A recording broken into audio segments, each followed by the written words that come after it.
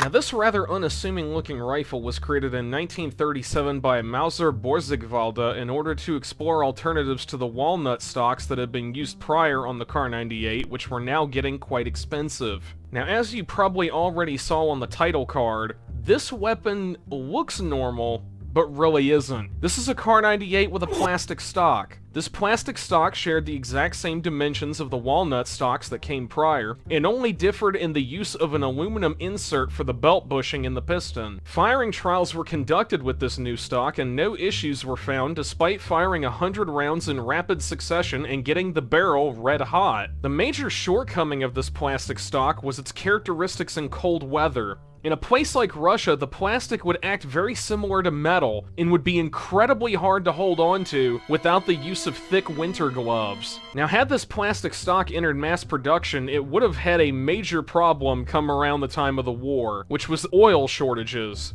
Well, you need oil to make plastic, and if your primary service rifle has a buttstock made entirely of plastic, that can cause a little bit of a logistical headache. According to the little information that I could find about this, because I'm sorry guys, I'm not going to spend $300 on one book for a single video, which I will post an image of right here, somewhere around only a dozen of these were ever made, and there are a couple of examples that still exist today and are worth, how you say, a pretty penny.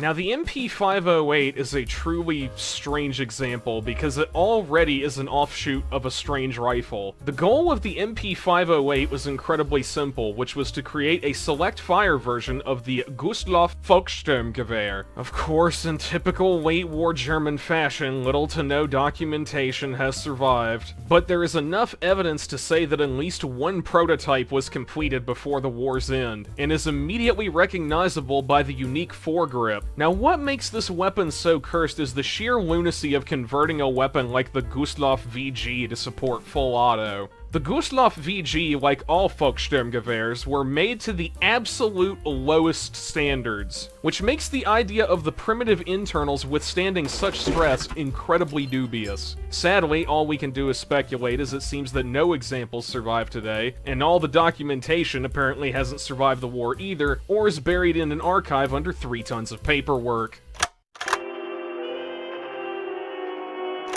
The Volkskarabiner 98, which I know I pronounced that wrong, also known as the VG5 for your utter confusion, was another classic example of one of those lovely late-war militia rifles produced primarily by the Steyr factory in Austria during the last couple months of the war. Now, even stranger, this design was not Steyr's original choice. Steyr had originally designed a completely different rifle in December 1944 for a shooting competition that was held at Kummersdorf in order to evaluate new potential Volkssturmgewehrs. Well, the original Steyr design was a bolt-action rifle fitted with an MP44 magazine like that of the Rheinmetall VG3. Well, during the firing trials, which took place from the 15th to the 22nd, pretty much everything that could go wrong went wrong. For instance, the weapon repeatedly failed to feed, and the bolt kept jamming and could not be unjammed without the use of tools. Also, the stock splintered after launching 4 rifle grenades.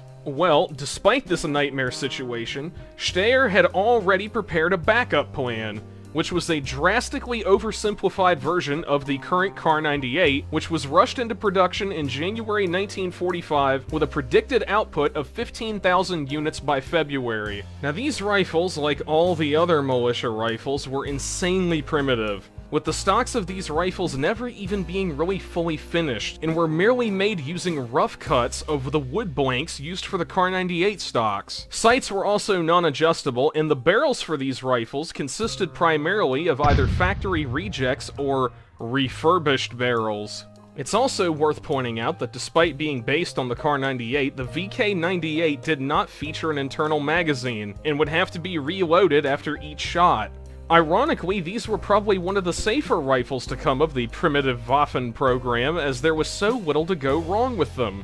Now, despite its Khyber Pass levels of crude construction, only around 10 or 15,000 are believed to have been completed by the war's end. The strangest version of this rifle is an incredibly rare variant which was chambered in 7.92 by 33mm Kurtz rounds, but strangely still did not feature the internal magazine. The reason for this variant's existence is unknown, as no records have ever surfaced regarding it.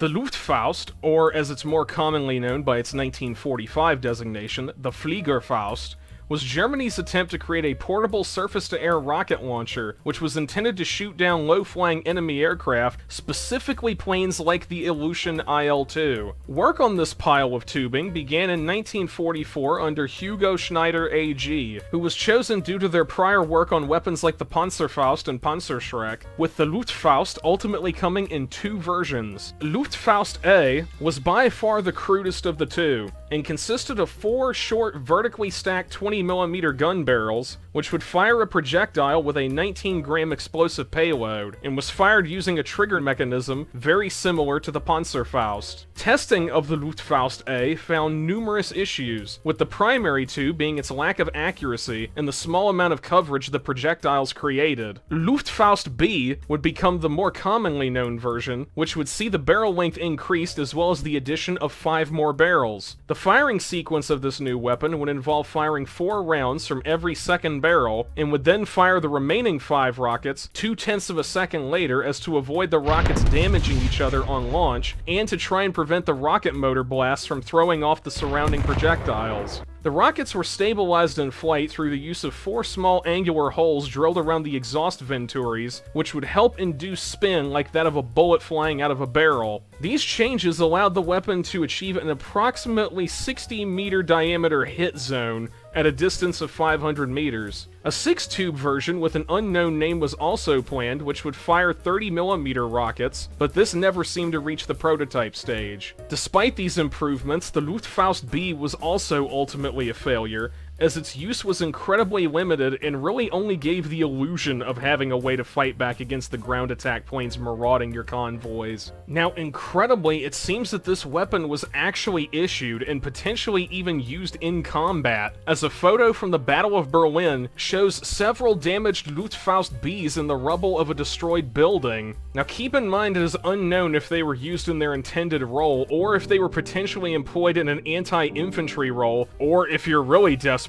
a pathetic anti-tank role. When it comes to surviving examples, there are actually, surprisingly, more than one. When it comes to the Luftfaust A, the Bundeswehr Military History Museum in Dresden has one of 2 surviving examples, next to a Luftfaust B, with the other example of the Luftfaust A being the War Museum Overloon in the Netherlands. And when it comes to the Luftfaust B, there are 2 surviving examples of it, the one in Dresden, and one in the Central Armed Forces Museum in Moscow. Unfortunately, the example in Moscow is not on public display.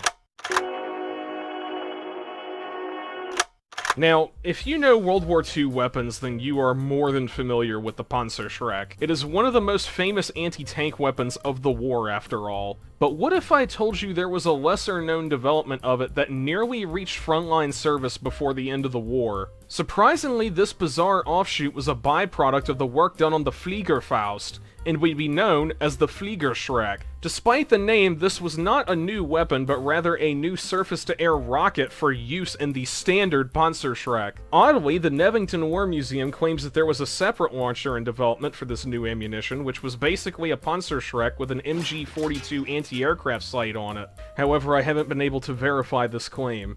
The rocket was to be fired out to a preset distance in the air, and upon reaching that distance would explode into 144 small incendiary charges to create a giant airborne fireball. Though not intended explicitly for this purpose, this type of rocket could have potentially been used in the anti-infantry role as well. As mentioned earlier, the scariest thing about this new ammunition was that it wasn't far from production, as it had successfully completed all of its firing trials. One thing worth pointing out is that this weapon still relied on the same premise as the Fliegerfaust, which was for someone to somehow shoot down a low-flying aircraft, which, even with the better payload, would have still been ludicrously hard to pull off. Sadly, Today, despite this type of ammunition being fully developed, prototyped, and tested, we have no photos or examples of this strange and frankly terrifying piece of kit today.